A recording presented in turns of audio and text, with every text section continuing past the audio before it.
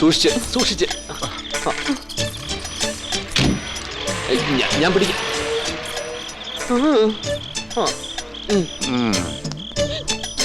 അവനെ ആ മുറിയിൽ നിന്ന് മാറ്റിയോ? അല്ല, അയാൾ അങ്ങനെ അതിനകത്ത് വന്നു. രാധികയുടെ ഭർത്താവാണെന്നും പറഞ്ഞ് മണിയറേ കയറി ഇരിക്കുകയായിരുന്നടാ. എന്റെ ഈശ്വരൻ, ഇനി എന്താ ചെയ്യാ? ആ സാധനം അവിടെ ഞാൻ ചുമന്നു കൊണ്ടുവന്ന വരാന്തേ കിടത്തിയുണ്ട്. ഇനി ഒരുപാട് ചുമക്കേണ്ടി വരും. വാ, എടുത്തോ, നിന്റെ മുറി കിടത്താം. അവിടെ തന്നെ കിടത്തണോ? എന്തൊരു ഭാരം! ഒരു കാട്ടുപോത്തിന്റെ വെയിറ്റ് ഉണ്ട് ഈ പണ്ടാരത്തിന്. പൊന്നപ്പ, ഇതാരാടാ? എന്റെ അമ്മോ, ഇത് ലവനാ, മറ്റേ എക്സാഭ്രാന്തൻ. ഞാൻ എന്റെ കേസ് സാറായിട്ടൊന്ന് ഡിസ്കസ് ചെയ്യാൻ വന്നതാണ്.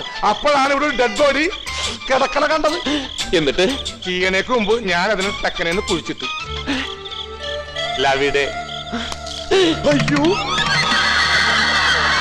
എടാ നിന്നെ ഞാൻ. അയ്യോ വേണ്ട പൊന്നപ്പ, തെരയടാ. ആ ലോനപ്പാ, തല ലവിടെ, ലുടൽ അതിന്റെ ലപ്പുറത്താട്ടോ. ചവിട്ടി എവിടെയല്ലേ? വേഗം എംഎൽഎമാരെ തെരഞ്ഞെടുക്കുന്ന കണ്ടിട്ടുണ്ട്, പക്ഷേ ഒരു പ്രാന്തനെ തെരഞ്ഞെടുക്കുന്ന ആദ്യമായിട്ടാണ്.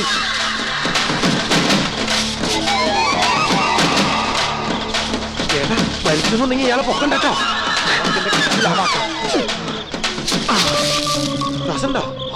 ശ്വാസം ഉണ്ടാ. രാധികേ, രാധികേ.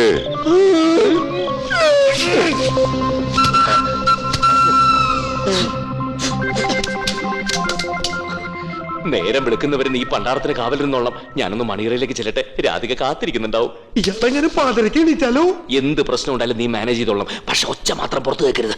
എന്റെ കഴുത്തി പിടിച്ചേക്കാലോ? കഴുത്തെ പിടിച്ചേക്ക് ഒച്ച വെച്ചോ, ശബ്ദം പുറത്തു കേൾക്കില്ല.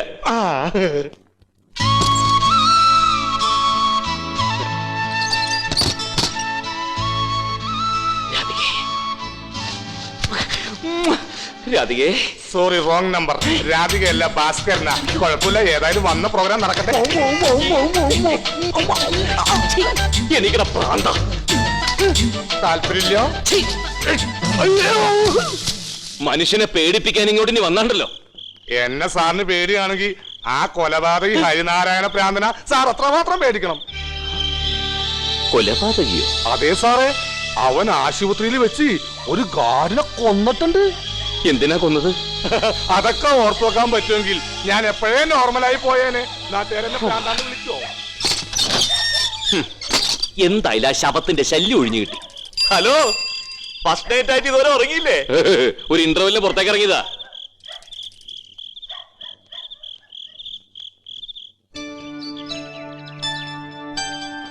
പൊന്നപ്പാ, ചേട്ടാ, അയാളെവിടെ?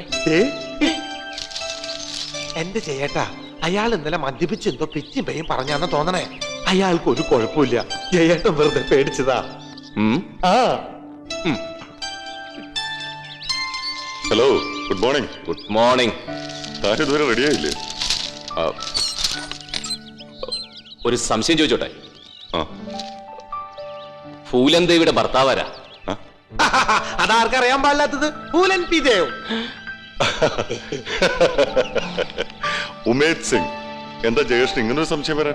ഏയ്, ഒന്നുമില്ല, വെറുതെ. ഒരു സംശയം കൂടി ഉണ്ട്. രാധികയുടെ ഭർത്താവാരാ? ഏയ്, ജയേഷിന് എന്ത് പറ്റി? എന്തൊക്കെയാ ചോദിക്കുന്നത്? അതെ, എനിക്ക് നല്ല വിശപ്പുണ്ട്. എന്തെങ്കിലും കഴിക്കണം. സമയം കുളിച്ചിട്ട് വാ. അയാള് പറഞ്ഞിട്ട് പോയിന്റെ അർത്ഥം എന്താന്ന് മനസ്സിലായോ? ഇല്ല. പോയി കുളിച്ചിട്ട് വരാൻ.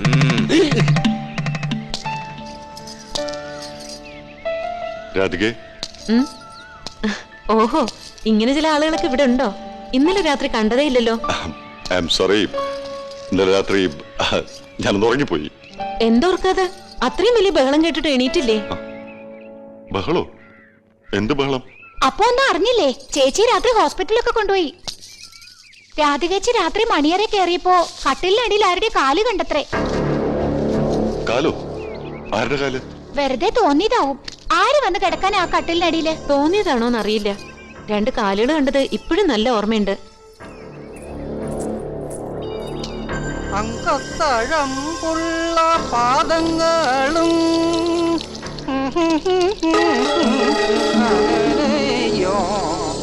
മതിയുടെ അച്യുതാ, ആകപ്പാടെ നൂൽവണ്ണത്തിലുള്ള കാല അത് ഇനി വരച്ച പൊടിഞ്ഞു പോവും. ചാച്ചിക്ക് അറിയാഞ്ഞിട്ടാ. നമ്മൾ എന്തു പാവം ചെയ്താലും കാല് കഴിയാ അതോടെ തീർന്നു. ഒരാളിന്റെ വൃത്തി അയാളുടെ കാലിൽ നിന്നറിയാം. പല പ്രേമങ്ങളും തുടങ്ങുന്നത് തന്നെ കാലിൽ നിന്നല്ലേ? ശകുന്തലയുടെ കാലിലല്ലേ ഗർഭമുന കൊണ്ടത്? അയ്യോ, ഗർഭമുന അല്ലടാ, ദർഭമുന. അതെന്തൊരു മോനായാലും കൊണ്ടത് കാലിൽ തന്നല്ലോ.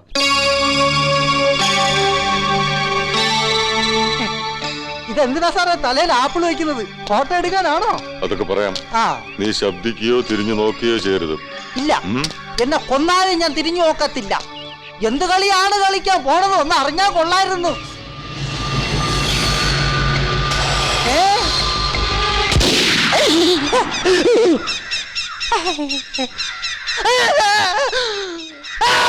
നിൽക്കണേ.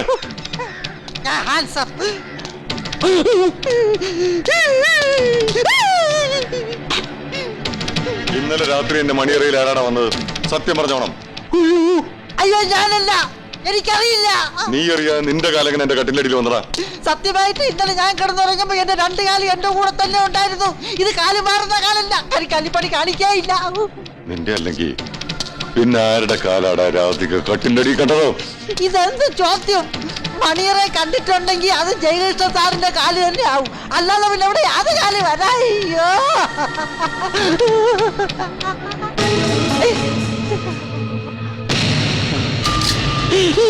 സാറേ, എന്റെ നിന്റെ ചാരിത്രത്തിൽ സംശയിച്ചു ഈ സാറ്. എന്താ ഹരി ഇതൊക്കെ? അയ്യോ സോറി. പിന്നെ ഞാനും എന്റെ ഭാര്യയും കട്ടിലിൽ കിടക്കുമ്പോ കട്ടിലിനടിയിൽ വന്ന് കിടക്കുന്നവനെ ഞാൻ വെറുതെ വിടറോ?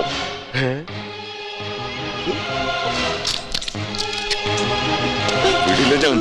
അതാരായാലും ഞാൻ വെറുതെ വിടില്ല. പൊന്നപ്പ കൈവെടിയല്ലേ. ഹരിനാരായണ, എന്താ ഇതൊക്കെ? വാ, നമുക്കൊന്ന് ആശുപത്രി പോയിട്ടാ. എന്തിന്?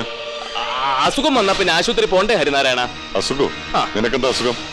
എനിക്ക് എന്റെ തലയ്ക്ക് നല്ല സുഖമില്ല. ശരിയാ, നിനക്ക് എന്തോ കുഴപ്പമുണ്ട്. ആ, ആ, അല്ലെങ്കിൽ നീ എന്റെ കട്ടിലടിയിൽ വന്ന് കിടക്കില്ലായിരുന്നല്ലോ. അത് തന്നെ. ഇനി വെച്ച് വൈകിക്കണ്ട. ഓ, എത്രയും പെട്ടെന്ന് ഡോക്ടറെ കാണണം. ആ. അല്ലെങ്കിൽ ആ. ഇനിയും നീ രാധികയുടെ പുറകെ നടന്ന് ഭ്രാന്ത് കാണിക്കും. അയ്യോ. പെട്ടെന്ന് റെഡി ആയിക്കോ. ഓ, ഓ. ഞാൻ ഒരു സത്യം പറയട്ടെ. എന്താ? അയാൾക്ക് വട്ടാ. ഒന്ന് കുഴിച്ചു മൂടും ഞാൻ. ജയേട്ടൻ ഞാൻ പോയി കുളിച്ചിട്ട് വരൂ. ഞാൻ ഹരിനാരായണന് വട്ടം എന്നുള്ള കാര്യം എല്ലാവരും അറിയിച്ചിട്ട് വരാം. ഈ വിവരം നീ ആരോടെങ്കിലും പറഞ്ഞ ഈ ഉണ്ട നിന്റെ തൊണ്ടേക്കേറ്റ് ഞാൻ. ദാ, ഈ ഒരു കേസ് ജയിച്ചതിന്റെ പച്ചപ്പില ഞാൻ ഈ വീട്ടിലും നാട്ടിലൊക്കെ തല ഉയർത്തി പിടിച്ച് നടക്കുന്നത്.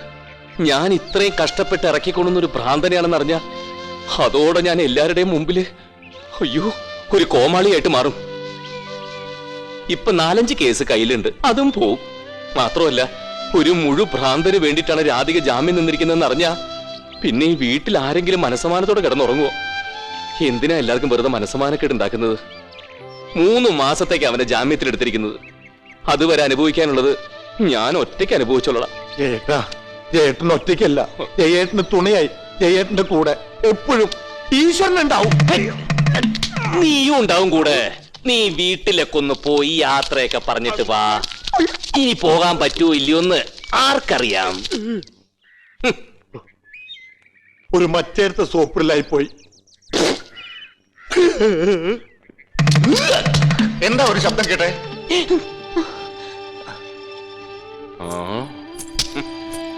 നീ തോക്കെടുത്തോണ്ട് ഇവിടെ പോയതാ? അത് പിന്നെ അയ്യോ സോറി, പിന്നെ ഉന്നം നോക്കാൻ വേണ്ടി പോയതാ. ജയേട്ടൻ കുളിക്കായിരുന്നില്ലേ? അതെ, കുളിക്കുന്നവർക്ക് എന്താ ഉന്നം നോക്കിക്കൂടെ? കുളിച്ചോണ്ടിരിക്കുമ്പോ ഉന്നം നോക്കുന്ന എന്റെ ഒരു ശീല.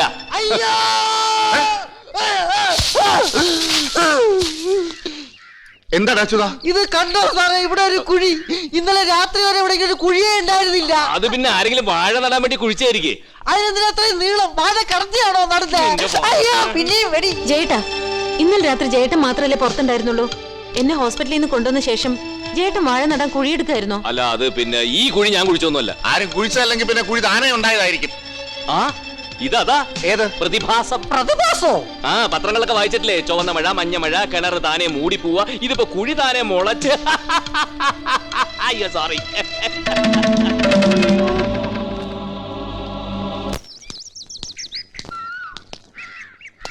ബ്യൂട്ടിഫുൾ. ഇത് ഏതായി കാറ്? ഇപ്പൊ വാങ്ങിയതാ 32 lakhs. എങ്ങനെയുണ്ട്? എന്റെ ദൈവമേ, നേരം വിളിക്കുന്നതിന് മുമ്പ് നീ 32 ലക്ഷം രൂപ ചെലവാക്കിയോ? ഈ പോക്കുമായി ഞാൻ പുലിവാലി പിടിക്കുവോ? നിന്റെ കൂടെ പേരിലാ വാങ്ങിച്ചിരിക്കുന്നത്. നീ വണ്ടി കയറി. അതെ, ആ ചാവി ഞാൻ ഓടിക്കാം.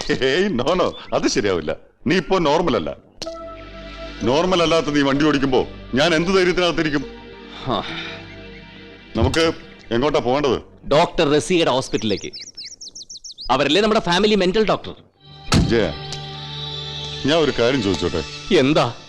നിനക്ക് അവളെ കല്യാണം കഴിച്ചൂടെ? ആരെ? ആ റസിയെ.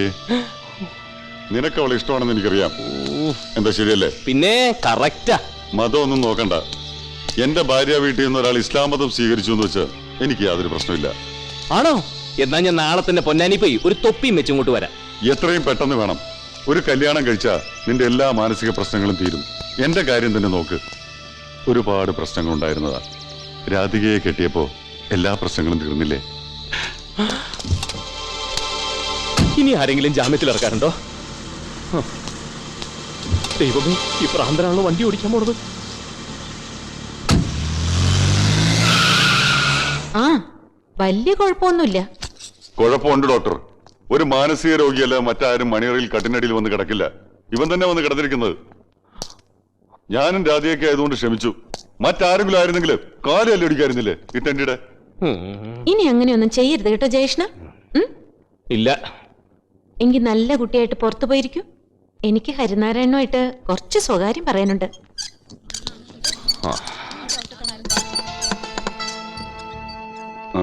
എന്താ ഡോക്ടർ?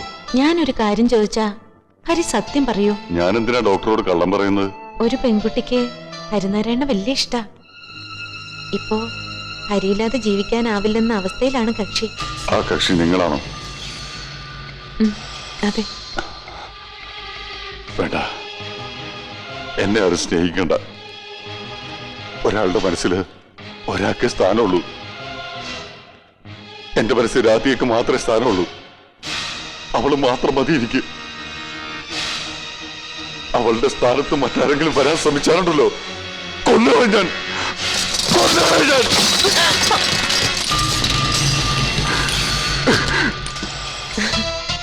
അയ്യേ, ഞാൻ ഹരിനാരായണ ഒന്ന് അളക്കാൻ വേണ്ടി പറഞ്ഞതല്ലേ.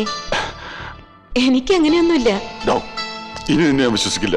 എന്റെ രാധിയെ കൊല്ലാൻ വരെ ശ്രമിക്കും നീ. ഇല്ല ഹരിനാരായണ, സത്യമായിട്ടും ഇല്ല. ദാ ഇത് കണ്ടോ, എന്റെ കല്യാണമാണ്. ഹരി വരണം, ഞാൻ പ്രത്യേകം ക്ഷണിക്കുന്നു. നീ വന്നേ. ഇപ്പൊ എനിക്ക് മനസ്സിലായി എന്താ നിന്റെ പ്രശ്നമൊന്നും. നിന്റെ പ്രശ്നം ഇതല്ലേ? ഇതിലെന്താ പ്രശ്നം? നീ സ്നേഹിക്കുന്ന പെണ്ണിനെ വേറൊരുത്തൻ കെട്ടാൻ പോകുന്നു. അതാണ് എന്റെ പ്രശ്നം. അത് മനസ്സിലാക്കാനായിട്ട് പ്രശ്നം വെച്ച് നോക്കേണ്ട കാര്യമൊന്നുമില്ല. എന്താ ശരിയല്ലേ? ആ, കറക്റ്റാ. പക്ഷേ റസിയയ്ക്ക് ഷാജഹാനെയാണ് ഇഷ്ടമെങ്കിൽ അവരല്ലേ ഒരുമിക്കേണ്ടത്. ഇഷ്ടപ്പെട്ടവർ ഒരുമിച്ച് ജീവിക്കുന്നതിനിടെ കയറി പ്രാന്ത് കാണിക്കുന്നത് ശരിയാണോ ഹരിനാരായണ? അത് ആണുങ്ങൾക്ക് ചേർന്ന് ഇഷ്ടപ്പെട്ട പെണ്ണിനെ വിട്ടുകൊടുക്കുന്നവനല്ല, അവൾക്ക് വേണ്ടി യുദ്ധം നയിക്കുന്നവനാണ് പുരുഷൻ. സ്നേഹിക്കുന്ന പെണ്ണിനെ വേറൊരുത്തം നോക്കിയാ നിനക്ക് സഹിക്കോ? എനിക്ക് സഹിക്കില്ല. എന്റെ രാധിക ആരെങ്കിലും നോക്കിയാ അവന്റെ കണ്ണു ഞാൻ ചുഴുതെടുക്കും. അതാടാ ഈ നെഞ്ചിനകത്ത സ്നേഹം. കുഴപ്പമാണ് മോനെ, താനിപ്പോ വലിയൊരു പ്രശ്നത്തിന് നടുവില. ഈ സമയത്ത് സംയമനം പാലിച്ചില്ലെങ്കിൽ കാര്യങ്ങൾ കൂടുതൽ വഷളാവും. ആ, ഇനിയിപ്പോ എന്താ ചെയ്യാ? ഡോക്ടർ നമ്പ്യാരെ കാണണം. കാര്യങ്ങളൊക്കെ അയാളോട് പറയാം. ആ ആ